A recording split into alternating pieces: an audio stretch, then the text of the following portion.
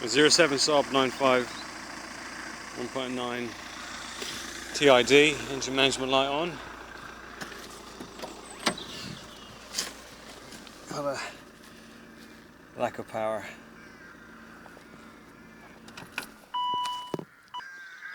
So you're going to need a scan tool to find out what the code is, and that's where you plug in. The scan tool that I've got is only a very cheap one. It's an OBD2. It's actually a Sealy tool. It's what they call their AL301. And all it does is like read the codes and clear them. But so far it's been pretty good.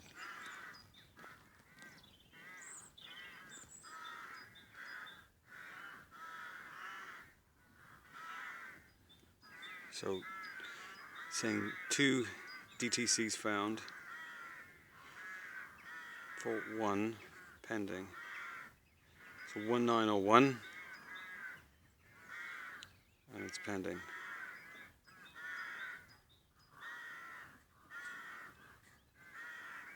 Alright.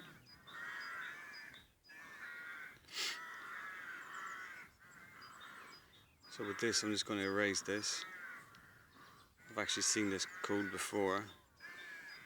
It is to do with exhaust gas pressure on the bonnet, as I should say.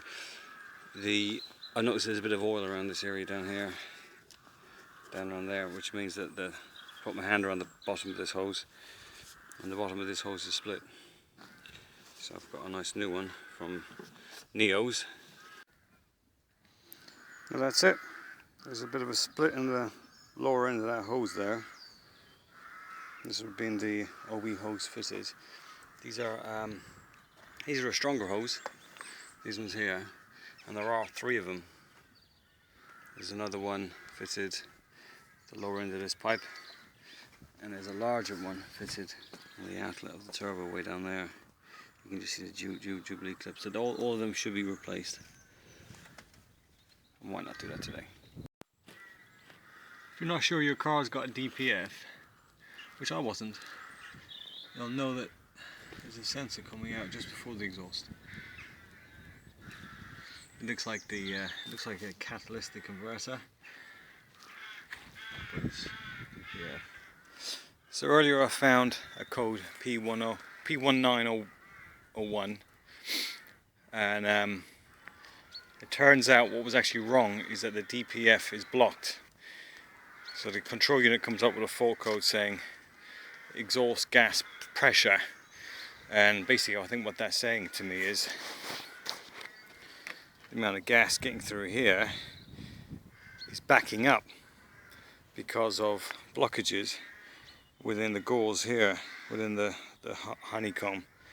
So some people say not to use this DPF cleaner. Some people say it's not good, it can actually harm. I don't know. I put this can into the fuel tank and I drove it for 30 miles at 2000 RPM, and eventually it cleared. It got to the stage where I thought this wasn't going to work, but it did. Now the key to it was, when I was driving along, I pulled over and used that little Sealy scan tool to clear the code. If you don't clear the code, it goes into limp mode. It was hard work, to say the very least, but it did work, and it is now driving fine, and the code is gone. As far as the other code is concerned, the P2279, that code was cured when I replaced this hose. Eventually did pull my finger out and I did replace that lower one too. There was no real need. It had swollen from oil, but it didn't leak. This is the only hose that leaked. Again, you can see the smearing of oil around there, but that smearing is gone now. It's done about, wow, what's it done? It's done a good few miles since the first video that I took. It had done 87,000 miles. It's now got 87,700 miles. Years and a major campaign has been launched to improve the safety. There you go. that cured that.